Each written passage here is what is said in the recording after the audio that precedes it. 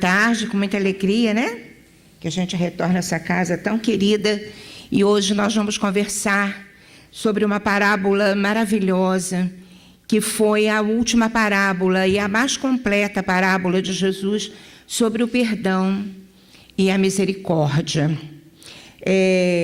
Jesus contava parábolas, primeiro porque é muito bom ouvir história, né, gente? Todo mundo gosta de ouvir, né? Inclusive nós, adultos, gostamos de ouvir histórias. E as histórias, elas têm uma característica maravilhosa, que é ficar na nossa memória. Nós vamos trabalhando a história conforme nós vamos evoluindo.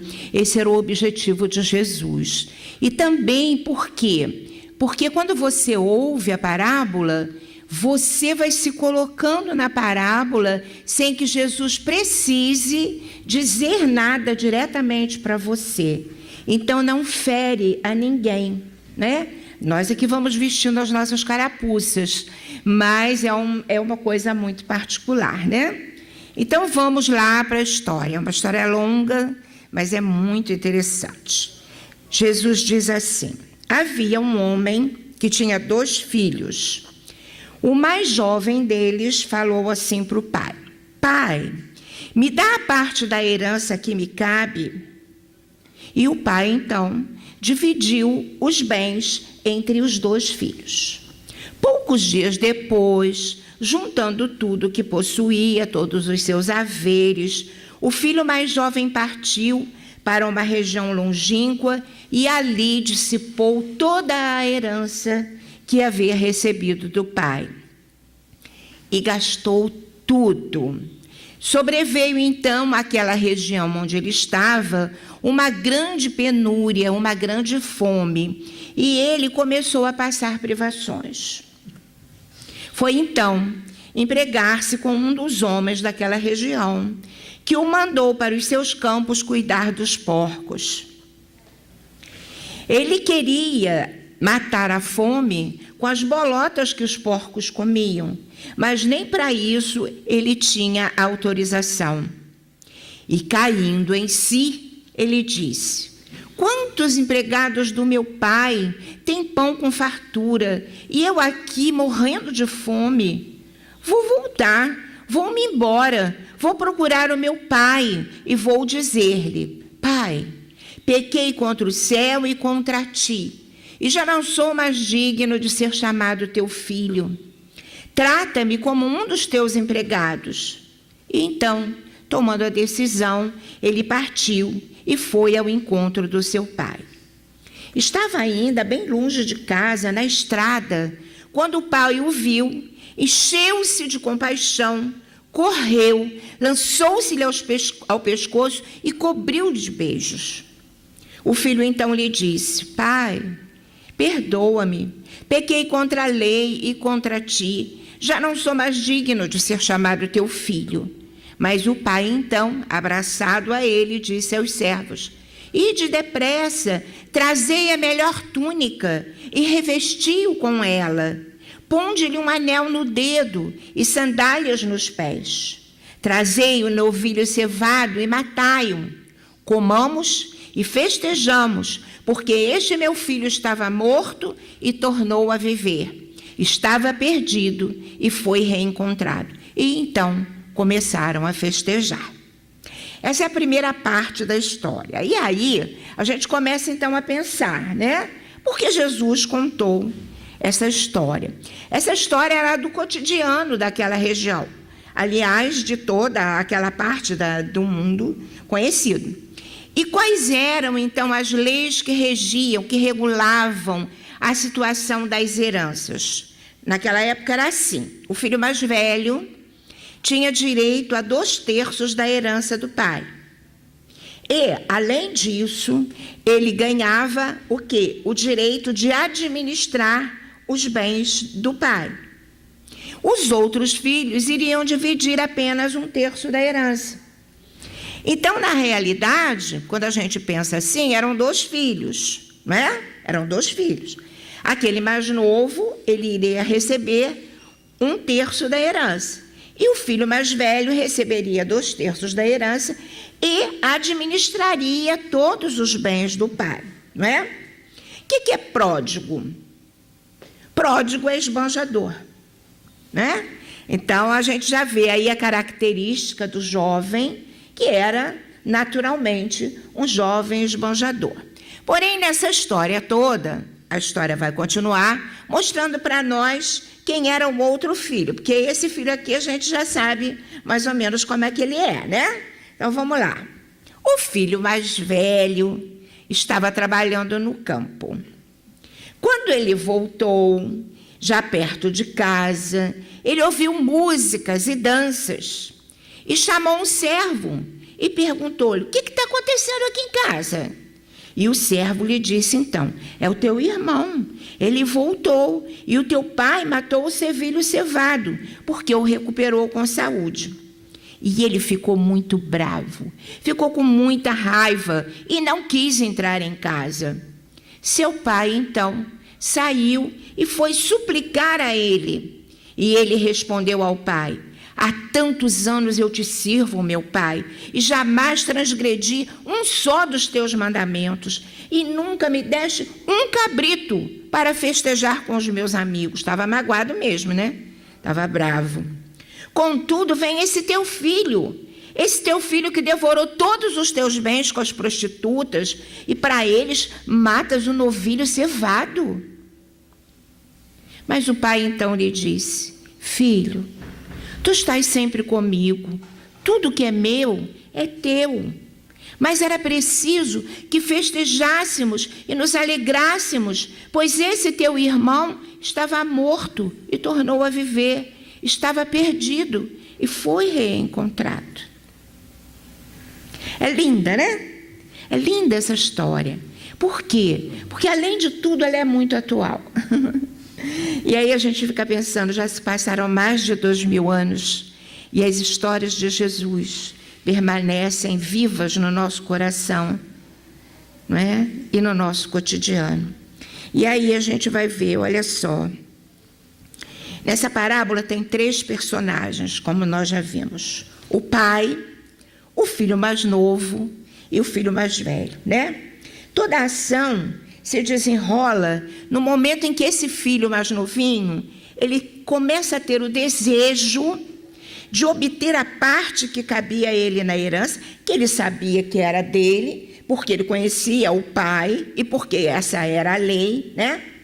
E ele queria ter liberdade, longe da família, longe da casa, longe daquele lugar que ele já não aguentava mais. Isso é muito comum entre nós? É muito comum, né? Porque a ânsia de liberdade, ela faz parte, né, do nosso caminho evolutivo. Todos nós desejamos ser livres. Isso aí é essencial para a vida da gente, né? E aí, na adolescência, surge essa vontade de uma forma assim muito mais ostensiva. É tão grave isso que Kardec perguntou aos espíritos, né? Eu trouxe para a gente conversar um pouquinho. Olha só, Kardec pergunta assim, está lá no Livro dos Espíritos, na questão 385. O que é que motiva a mudança que se opera no caráter do jovem a partir de uma certa idade, principalmente ao sair da adolescência? Está escrito na parábola que ele era um jovem, não é? E aí, o que os espíritos responderam para Kardec? Eles disseram para Kardec assim: é que, nesse momento da trajetória evolutiva, o espírito, na realidade, completa a sua vida atual. Ele completa a sua reencarnação. E ele rememora todo o seu passado milenar, todas as características dele, espírito imortal, que estavam adormecidas pela infância, protegidas, para que ele pudesse receber o quê? Os incentivos do pai, da família, os valores, para que ele pudesse crescer com segurança. Mas nesse momento, o jovem, ele recupera toda a sua trajetória, inclusive sexual. E chega aquele momento em que a gente olha para o filho e a gente fala assim: meu Deus do céu, eu não conheço mais o meu filho. Não é verdade? Acontece em todas as famílias. Isso é normal, é natural, faz parte da evolução.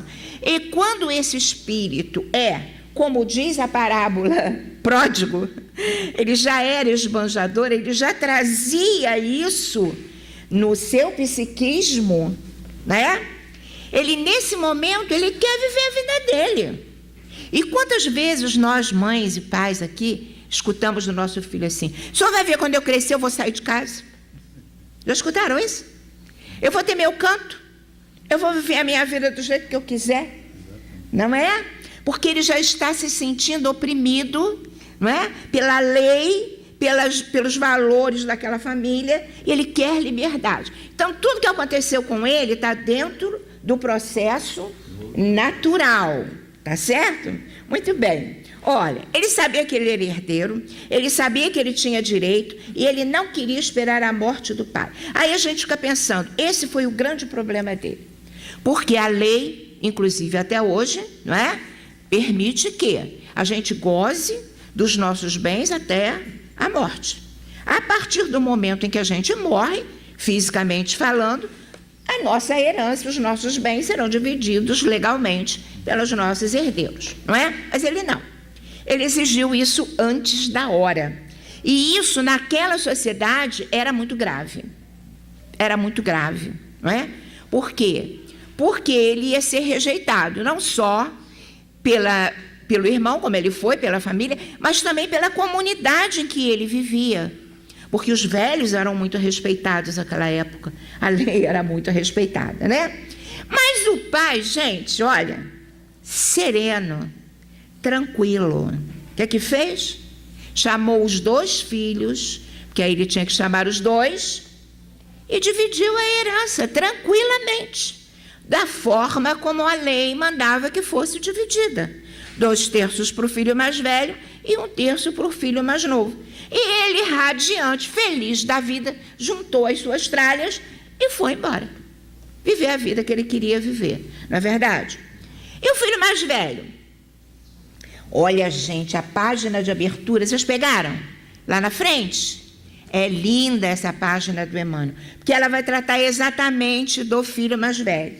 Aí, lá na parábola, fica entre linhas as características do filho mais velho.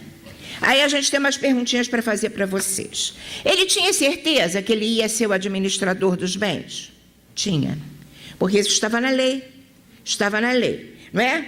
Ele ficou com o pai por quê? Nós não sabemos. Não fica claro, não é? Na palestra. Mas aquilo tudo era dele. O pai dele já era velho, e quando o pai dele morresse, quem ia tomar conta daquilo tudo? Era ele. Se ele fosse embora, não ia dar certo para ele. Não é verdade? Aí ele fica. Será que foi acomodação? Será que ele era um espírito acomodado? Hein? Será que ele ficou feliz porque o irmão dele foi embora? Então aí Emmanuel, vem Emmanuel, olha, e lindamente Emmanuel fala assim, olha que interessante. Ele perde-se num misto de crueldade e carinho. Ele era uma confusão de sentimentos só, né? Por quê? Aí, eu fui trabalhar essa palestra na Mocidade. Foi uma guerra. Porque quando chegou no final da palestra, e eu vou fazer com vocês também, o negócio pegou fogo. Ficou complicado, difícil de gerenciar. Vamos voltar para o Livro dos Espíritos, olha só. Lá na questão 711 a 714, Kardec comenta sobre os bens da terra, sobre os bens terrenos.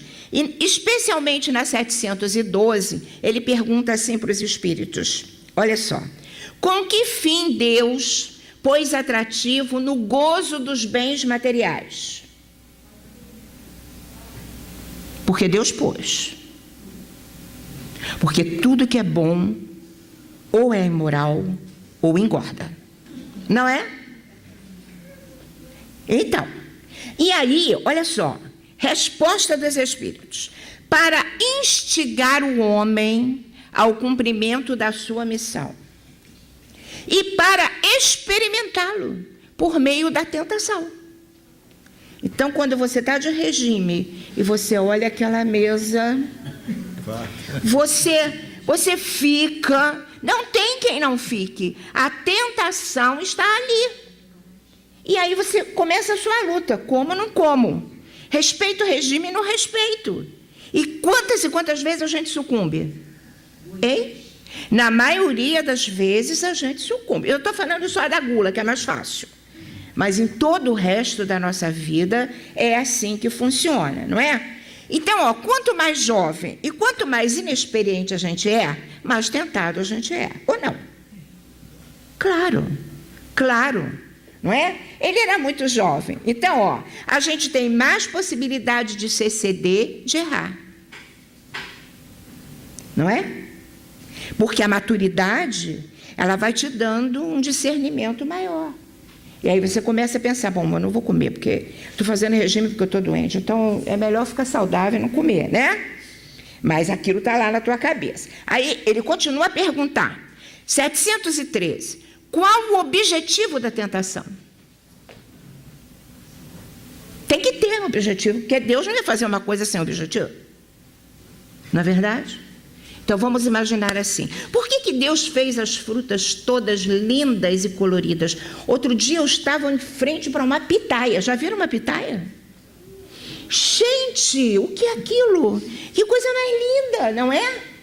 É linda aquela fruta, uma cor maravilhosa, toda pintadinha de preto. Eu fiquei encantada na frente da fruta. Eu falei, meu Deus, a maçã, o perfume, não é? Para quê? Por quê? Hein? Por que Deus encheu o mundo de flores tão coloridas? De árvores tão diferentes? Você olha para o morro assim, é tudo verde, mas não tem um verde igual ao outro. Nós não prestamos atenção nisso. O objetivo de Deus olha o que os Espíritos respondem, é para desenvolver-lhe a razão, que deve preservá-lo dos excessos. Tudo que Deus criou está em perfeita harmonia. Tudo tem um objetivo. A tentação também tem. É porque por meio da tentação nós vamos nos disciplinando. Nós vamos adquirindo racionalidade. Então, olha só, não foi isso que aconteceu com o jovenzinho da parábola? Ele foi tentado? Foi. Por quem? Por ele mesmo. Por aquele sentimento de prodigalidade que ele já trazia com ele. E ele olha e fala, cara, eu estou aqui, mas eu tenho direito a essa herança. Eu quero gozar minha vida. Quero viver minha vida do meu jeito. Eu estou cansado dessa cidade. Eu estou cansado de viver aqui. Eu não quero trabalhar com isso. Eu quero experimentar. Eu quero ganhar o mundo. Eu tenho esse direito. Ele foi. Ele sucumbiu à tentação. Os valores ficaram para trás. Foi isso que aconteceu com ele. E ele foi para um país longínquo, primeiro porque ele tinha que sair da comunidade, senão ele ia ser execrado. A comunidade ia rejeitá-lo, né? E ele foi embora. E aí, quando você vai embora e você se afasta daquela tua segurança espiritual, você se perde. E aí, ele se arruinou de uma forma tão brutal que ele dilapidou tudo, gozou tudo que ele queria e gastou toda a fortuna que ele levou. Se viu numa situação horrorosa, porque veio um período de carência e ele estava morrendo de fome, não tinha nem o que comer. Isso é comum acontecer. Quantas e quantas vezes nossos filhos saem, fazem a mesma coisa que esse jovem e batem com a cabeça lá fora e voltam desesperados, pedindo socorro, colinho, não é? Então, ele vai procurar um emprego. O único emprego que apareceu para ele foi o pior emprego que podia acontecer: cuidar dos porcos. Judeu não come carne de porco. Está na Bíblia. Era proibido. E era a única coisa, ele foi trabalhar com os porcos. Era o pior emprego. O porco é considerado impuro. Quem trabalhava com porcos só podia casar com quem trabalhava com porcos. Olha a situação. Não podia nem entrar no templo, porque estava contaminado. E foi nisso que ele foi trabalhar. Olha só, ele queria comer a bolota, porque eles comiam alfarroba. Os porcos comiam alfarroba. Alfarroba agora é legal, né? Porque vira até chocolate, né? Mas são umas favas duras, negras. E ele não tinha nem autorização para comer. Aí, naquele momento crucial, que ele está lá sofrendo no fundo do poço, acabaram todas as possibilidades de viver afastado. Ele para e ele pensa: puxa vida, meu pai trata os empregados dele muito melhor do que eu estou sendo tratado aqui. Eu estou aqui passando fome, mas eu tenho um pai, eu tenho uma casa, e eu não quero mais viver essa vida. Então, ele se arrepende, ele cai em si, ele resolve: eu vou voltar, eu vou pedir perdão para o meu pai, eu vou falar para ele: pai, pequei contra vós e contra Deus.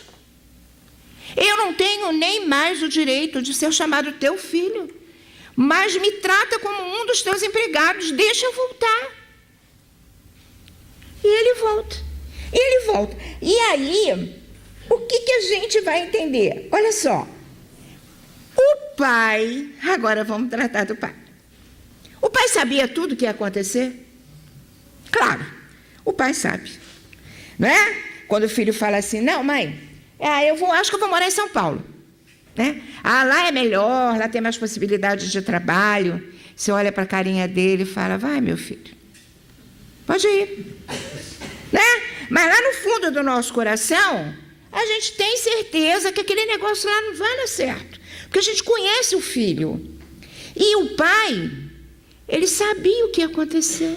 Por isso que ele fez com tanta tranquilidade aquilo, que não era uma coisa natural de fazer naquela época, porque ele sabia que o filho ia voltar. Ele tanto sabia que ele ficou espreitando.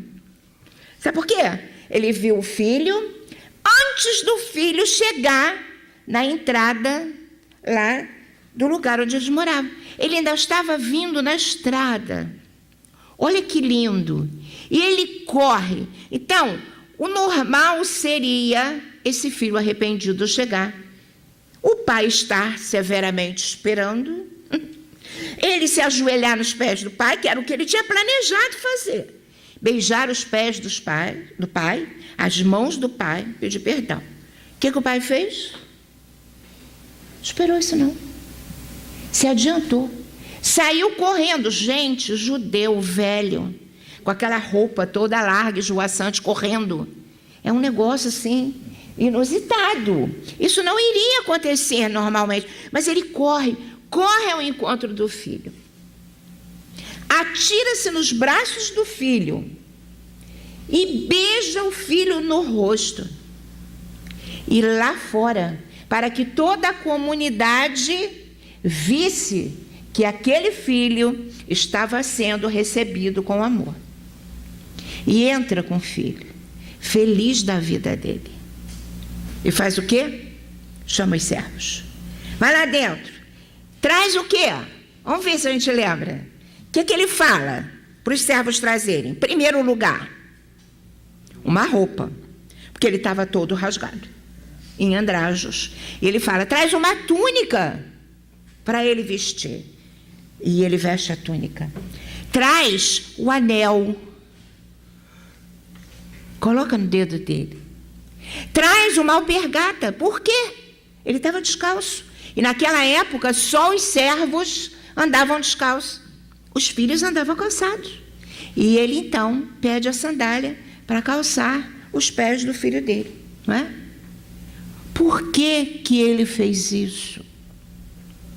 E aí a gente começa a pensar: o que foi que aconteceu na cabeça desse filho? para que o pai, que o conhecia tão bem, soubesse o que ia acontecer. E é exatamente o que acontece conosco. Quando a gente chega no fundo do poço, a única coisa que tem para fazer é o quê? Já chegou no fundo. Agora é só sair. Vamos sair do poço. Não tem outra saída, não é?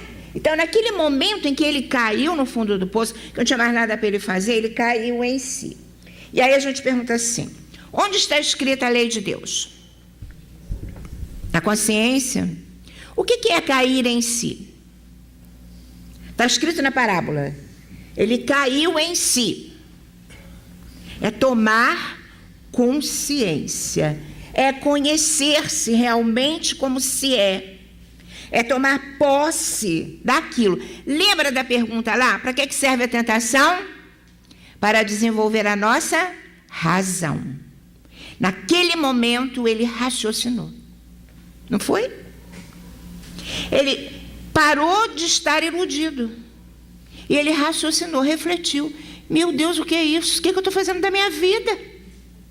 Eu estou aqui, no fundo do poço, tratando de porco. Meu pai está lá. Então, essa tomada de consciência faz com que a gente tome consciência da lei de Deus que está impressa na nossa consciência. Aí você faz uma leitura dessa lei de Deus. E foi exatamente nesse momento que ele se lembrou de quem? Do Pai. Do Pai. Vamos pegar essa parábola e vamos trazer para o Espiritismo? Vamos? Vamos lá. Quem é esse Pai? O que Jesus queria que a gente entendesse? Qual é o objetivo dessa parábola? Só dessa primeira parte. Esse Pai é Deus. Quem são esses filhos? Somos nós. Somos nós. Aí a gente vai olhar e ver o outro filho.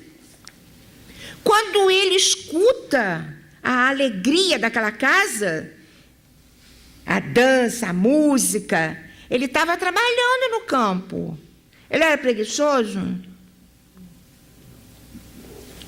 Não, né? Não.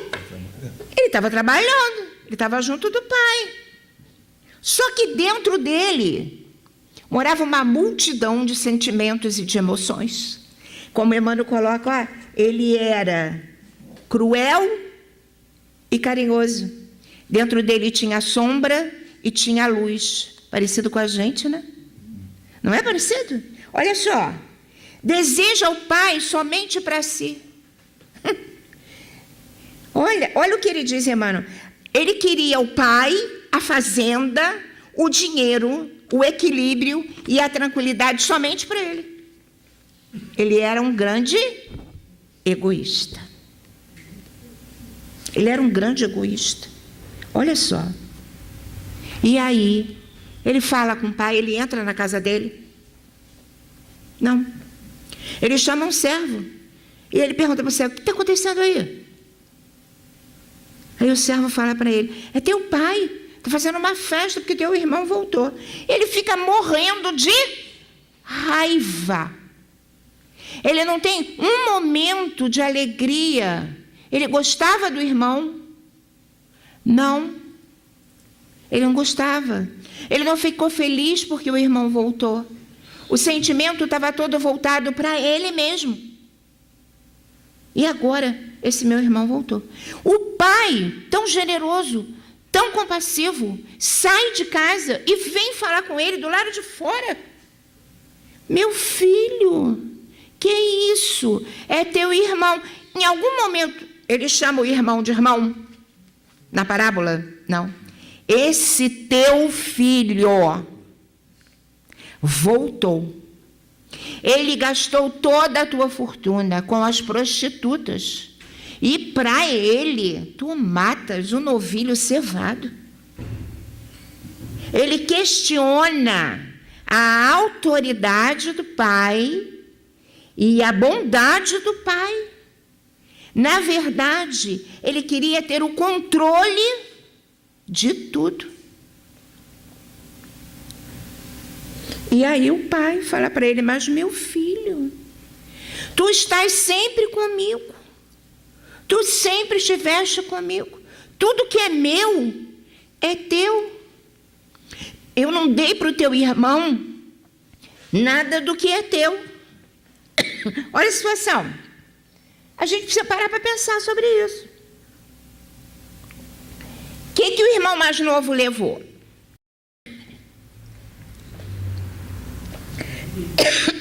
O que ele levou? Somente o que era dele. O pai deu para ele o que era dele, 1/3 da herança. E ele voltou e pediu para ser um empregado do pai. E o irmão mais velho ficou com o que era dele. Então o irmão mais novo não lesou, o mais velho lesou.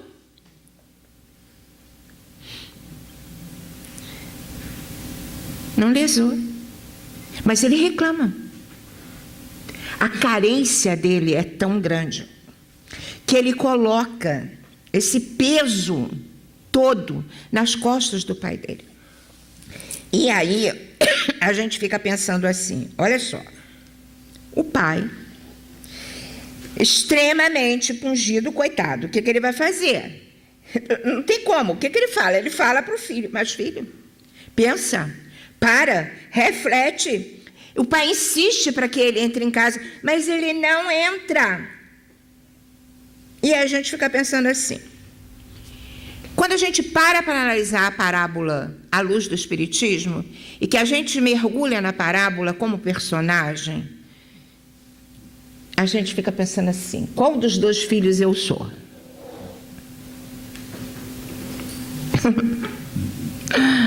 Aí começaram os problemas dos jovens, sabe? Porque eles marretaram o pobrezinho do jovem que foi embora. Marretaram. Como é que ele teve coragem? Abandonou o pai dele, pediu herança antes do pai morrer, foi embora viver a vida dele, e agora que não conseguiu nada lá fora, ele volta, quer tudo de novo. Sabe quem pensa assim? É o filho mais velho. Então nós somos o filho mais velho. Vestimos a carapuça. Não é verdade? Quem pensa assim está na condição desse filho mais velho, lutando ainda com seus fantasmas interiores, de inveja, não é? De vaidade, de se achar o melhor. Aí Emmanuel vai e fala: olha só, no caminho da fé, analisa igualmente a tua atitude. Ele está nos convidando a fazer esse exercício, não é? Se te sentes ligado à esfera superior por teus atos e diretrizes, palavras e pensamentos, porque o filho mais velho se achava o máximo. Não se achava? Pô, pai, eu fiquei contigo. Eu fiquei contigo. Eu escolhi ficar. Ele foi embora. Ele te abandonou. Eu escolhi ficar contigo. Mas eu tinha interesses escusos, pai, que eu não te revelei. Tanto tinha que agora cobro. Não dei de coração. Não fiz de coração. Não fiquei porque te amava. Por isso, agora eu cobro. Cobro teu amor, cobro a tua herança, cobro tudo que eu tenho direito. Olha só. Aí Emmanuel vai e fala: não te encarceres na vaidade de ser bom. Onde é que eu vou me encaixar aí? Aí eu estou em casa. Aí eu me acho o máximo, porque eu sou espírita. Porque eu sei tudo isso, não é? Porque eu já achei meu caminho. Aí eu olho para o meu irmão e falo: coitado, está perdido. Né? Não é assim que a gente funciona? Hein? Corajosamente, é assim que a gente pensa ainda, né? E aí a gente fica pensando assim, o que ele fala: olha só, não te esqueças, em circunstância alguma, de que Deus é Pai de todos, E se ele te ajudou para estares com ele, é para que estejas com ele, ajudando os outros. Por que será que Jesus contou essa parábola? Claro, naquele momento, né, ele estava pensando naqueles que estavam lá no templo, que diziam que o amavam, mas que não passava daqui o amor deles. Não vinha do coração. Por isso que ele tanto fala, olha só, onde está o teu coração, aí está o teu tesouro. Porque é o sentimento que é importante, não é um ato.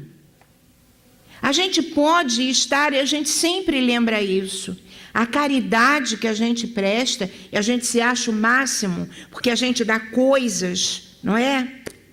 A gente dá roupa, a gente dá comida, não é? A gente dá dinheiro. Nada disso é nosso. Eu só estou dando do que é de Deus. Eu sou administrador dos bens. Aí a gente vai entender Jesus. Olha só. O Pai de amor, ele concede para nós os bens pessoais que são nossos talentos. As possibilidades que eu trago para viver essa vida. Quem foi que me deu? Foi o Pai. Foi o Pai. E além disso, ele me dá os bens da terra, que é a minha herança. Aí, eu venho para um país longínquo, entre nós, Brasil, venho para cá, uma terra distante, da minha terra de origem, me afasto do meu pai e venho gozar da herança que me cabe. E aí aqui eu cedo à tentação e me envolvo com as prostitutas. E a gente pensa que prostituta são só as mulheres infelizes que vendem seu corpo, não. Tudo aquilo que é prostituído, barganha, corrupção, perceberam? Tudo isso é prostituição. Toda vez que eu me vendo, eu estou me prostituindo. Eu venho para cá, gasto a minha herança toda. Que herança é essa? Eu me contamino espiritualmente, porque me envolvo com as coisas da terra. Eu dilapido os bens da terra. A terra está exaurida de tanto que a gente gasta os bens da terra, que não são nossos, não é? E aí a gente esquece das leis de Deus. Aí vai chegar o momento, tomara que chegue rápido, que a gente cai em si. Aí a gente acorda e fala, cara, eu não quero viver essa vida mais. Eu tenho um pai, meu pai de amor é Deus. Eu vou voltar. Eu vou voltar. E aí, humildemente, eu vou pedir perdão pelos meus erros. E esse Pai de amor, ele vai nos receber desse jeito. Era isso que Jesus queria que a gente entendesse. O Pai do céu é um Pai de amor, de extrema misericórdia, compaixão. Nos recebe de volta, nos cobre de beijos. E aí vamos para os símbolos dessa linda parábola. Primeiro deles, vai lá atrás de uma túnica. O que será que significa essa túnica? O momento que o filho chega arrependido, e aí a gente vai... Tem uma canetinha? Não? Ah, tá ali. Olha só que legal. Lá no Céu e Inferno, Kardec coloca a fórmula da liberdade, da salvação. Qual é? Vocês lembram? Primeiro de tudo, não vai escrever, arrependimento. Ele se arrependeu? Foi de coração? Foi de coração? A gente não sabe, mas parece que sim. Parece que sim, né? Por quê? Através da dor, né? Porque ele entra num estado de humildade. Isso é uma característica daquele que está arrependido. E ele, quando se arrepende, ele fala, cara, eu estou sofrendo. Eu vou pedir perdão para o meu pai. Então, ele entra nesse clima de arrependimento, de reconhecimento de que ele fez a coisa errada. de que ele fez a opção errada, de que ele usou mal o livre-arbítrio dele. Ele começa a sofrer. Então Allan Kardec vai e fala o quê? Depois do arrependimento vem a expiação. Não tem jeito. Você reconheceu que fez o negócio errado, você vai começar a sofrer. E ele começou a sofrer. Foi procurar emprego, passando fome, não tinha onde morar, não tinha nada.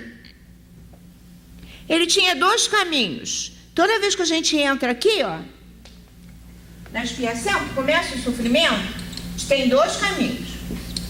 Um caminho de você falar, quer saber? Estou perdido mesmo? Minha vida já está um inferno mesmo? Quantas e quantas vezes você acha um buraco mais fundo nesse poço? Não é? Quantas vezes a pessoa vai para a droga, a pessoa se suicida. A tia Vilma, ela era presidente da casa onde eu trabalho ainda até hoje, ela já desencarnou. Ela fazia um trabalho junto aos presidiários. E ela contou para nós um caso que vale a pena, quem já ouviu ouvir de novo. Elas faziam o trabalho do Evangelho. E tinha um dos encarcerados lá que nunca entrava na sala, mas ficava na janela, ouvindo. E nesse dia ela foi falar sobre a misericórdia de Deus, sobre o perdão de Deus, de que não havia inferno. Quando terminou a reunião, ele falou, posso falar com a senhora? Aí ela falou, pode, meu filho. Ele entrou chorando, falou para ela, a senhora tem certeza que o inferno não existe, que Deus é bom, que eu vou ser perdoado? Ela falou, tenho certeza, meu filho. Aí ele começou a chorar. E ele falou para ela, quando eu era jovem, eu matei um rapaz, num momento de fúria. E como eu sabia que eu ia para o inferno, eu falei, matar mais um, menos um, não vai fazer diferença nenhuma. E eu me tornei matador de aluguel. E abraçado a tia Vilma, ele falou, eu aceito o perdão de Deus. Eu quero me regenerar. Então, esse é um caminho que o nosso jovem escolheu? Não. Qual foi o caminho que ele escolheu? Ele falou, não, que isso? Eu tenho um pai. Não foi? Ele escolheu o melhor caminho, que foi o caminho da reparação. Eu tenho um pai, eu vou voltar. Está lá no céu e inferno isso. Eu tenho um pai, eu vou voltar. Eu vou pedir perdão para ele. Eu vou dizer para ele, pai, eu não mereço nem ser chamado teu filho, mas eu quero ser pelo menos um dos teus servos.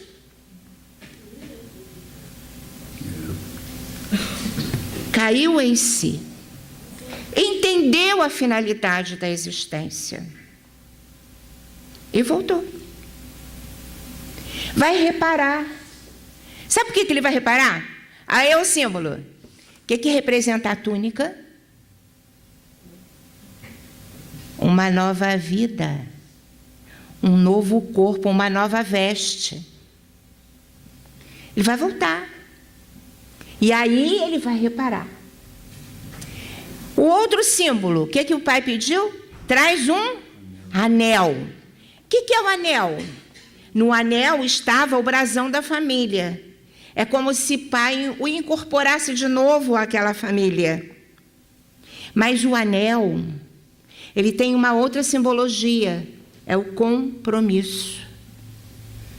Então, a partir daquele momento, ele se compromete. Não quero mais viver esta vida de dissipação.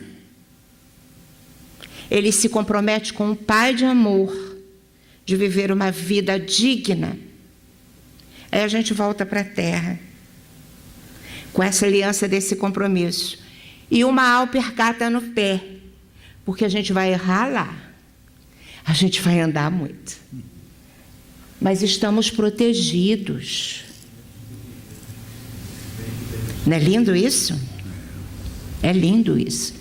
E o outro filho, coitado. Aí você olha e fala assim, Ele parecia tão bonzinho, né?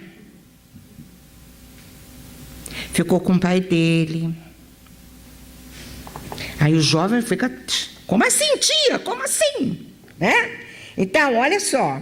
A gente fica pensando, né? Nesse filho mais velho, que somos nós.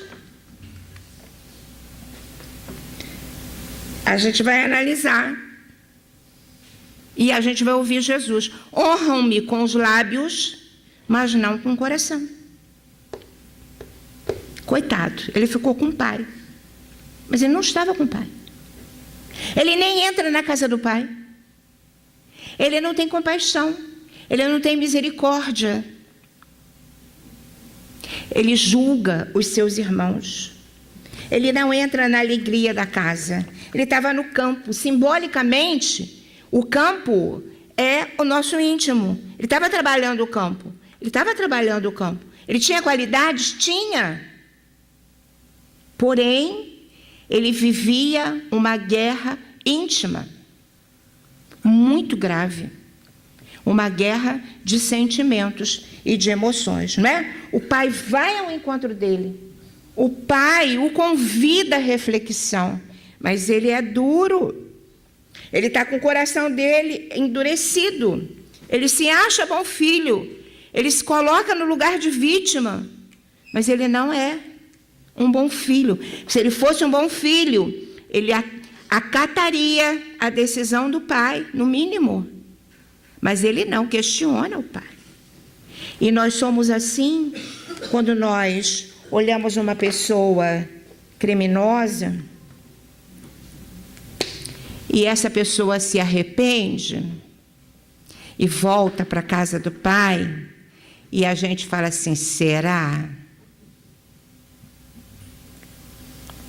Pois é, né?